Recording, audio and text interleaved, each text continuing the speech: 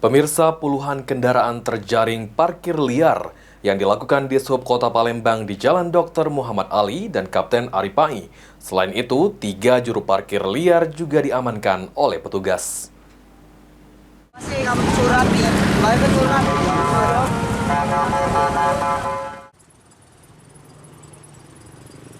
Dinas Perhubungan Kota Palembang melakukan penindakan terhadap parkir liar di Jalan Dr. Muhammad Ali dan Jalan Kapten Aripai. Kabid Wasdalops di Sub Kota Palembang, AK Julianza mengatakan, penertiban ini merupakan pengawasan untuk parkir yang dilarang di bahu jalan. Seperti di kawasan Jalan Kapten Aripai ini tidak diperbolehkan untuk parkir sehingga mengakibatkan kemacetan, terutama di depan Bapas kelas 1 Palembang. Jalan Madang atau Jalan Dr. Muhammad Ali juga dilakukan penertiban terhadap puluhan kendaraan roda 4 dengan cara digembosi dan penguncian roda. Dalam penertiban ini 3 juru parkir liar juga diamankan oleh petugas. Penindakan ini pengawasan untuk parkir yang dilarang di bahu jalan ini.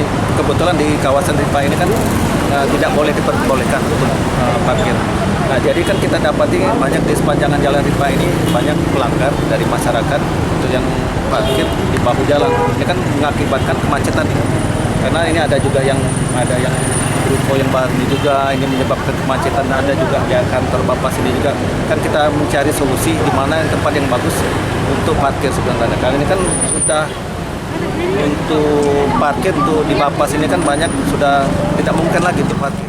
Untuk itu, AK Julianza menghimbau kepada masyarakat untuk tidak memarkirkan kendaraan di bahu jalan atau menggunakan parkir liar. Ilham Wahyudi, PAL TV.